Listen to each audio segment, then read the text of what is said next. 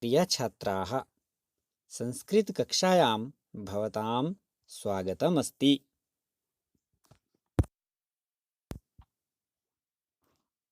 प्यारे बच्चों, आज हम संस्कृत की पुस्तक रुचिरा का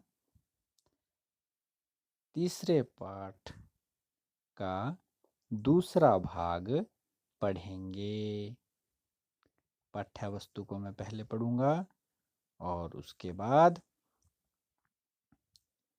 आप लोग मेरे साथ अनुवाचन करेंगे।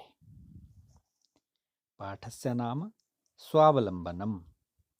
पाठ्यवस्तु तस्य 18 प्रकोष्ठेषु 50 गवाक्षाः 44 द्वाराणि 36 विद्युद्व्यजनानि च आसन्।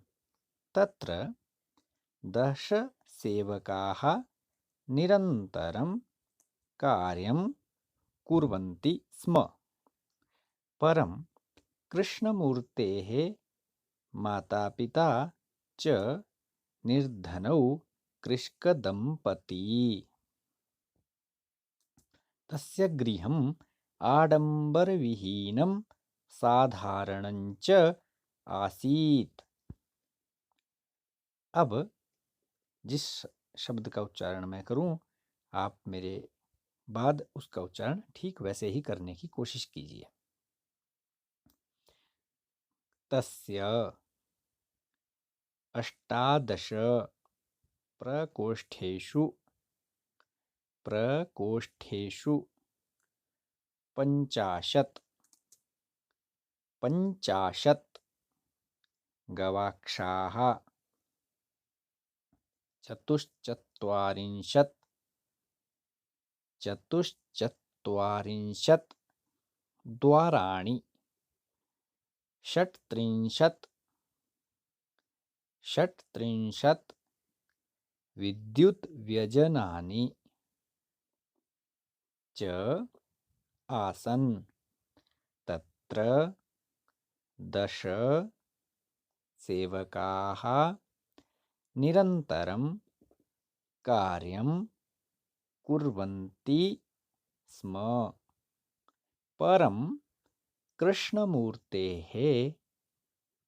कृष्णमूर्तेः मातापिता च निर्धनौ कृषकदम्पती। तस्य गृहम्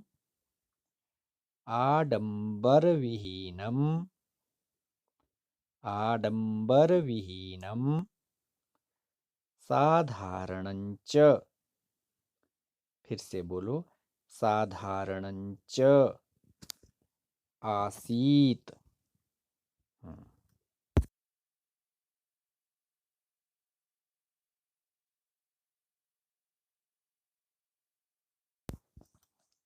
प्यारे बच्चों, इदानीं शब्दार्थान् पश्यामः। शब्दार्थाः तस्य उसके 18 प्रकोष्ठेषु कमरों में 18 कमरों में 50 गवाक्षाः खिड़कियाँ 44 द्वाराणि दरवाजे 36 विद्युद्व्यजनानि बिजली के पंखे च और आसन थे। तत्र वहाँ पर 10 सेवकाः नौकर निरंतरम लगातार काम कुर्वन्ति करते स्म थे। परंतु परंतु कृष्णमूर्तेः कृष्णमूर्ति के माता पिता च माता और पिता निर्धनौ निर्धन गरीब कृषक दंपति किसान पति पत्नी आस्ताम थे। तस्य उसका गृहम घर आडंबरविहीनम दिखावे से रहित साधारणञ्च और साधारण आसीत था।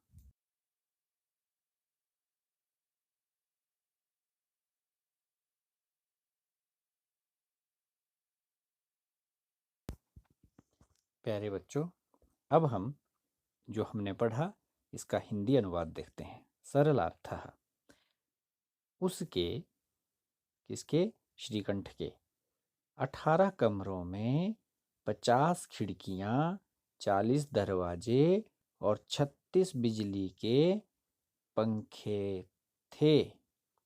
वहां पर 10 नौकर निरंतर अर्थात लगातार काम करते थे, परंतु कृष्णमूर्ति और उसके माता पिता गरीब किसान दंपति थे अर्थात पति पत्नी थे।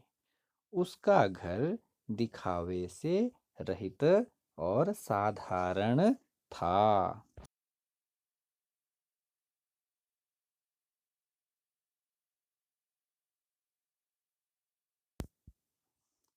इदानीं किंचित गृहकार्यं ददामि।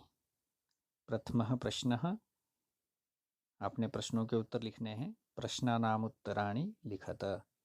प्रकोष्ठेषु कति व्यजनानि आसन्, उसके कमरों में कितने बिजली के पंखे थे, वो संख्या आपने लिखनी है।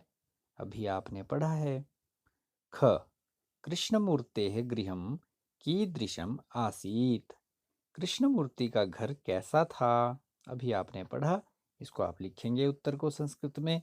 अच्छा, इसके बाद आपसे कुछ विशेष प्रश्न पूछ रहा हूँ, इनके उत्तर आपने लिखने की कोशिश करना है। यदि आपने लिख दिए तो अच्छा है, यदि आपको ये कठिन लगे ना लिख पाओ तो कोई बात नहीं, लेकिन जो आपने पाठ पढ़ा है उस पाठ के आधार पर ही इनके भी उत्तर बनेंगे। जैसे अधोलिखित वाक्यानाम संस्कृत रूपाणी लिखत, संस्कृत बनानी है आपने। ये जो पाठ पढ़ा इसमें ऐसी ही संस्कृत बनी हुई है, नाम बदले हैं सिर्फ, वो आपने बदलने हैं। देखिए, मुनि और राम दो मित्र थे, इसकी संस्कृत बना सकते हैं आप। वहां पर 20 नौकर निरंतर कार्य करते थे।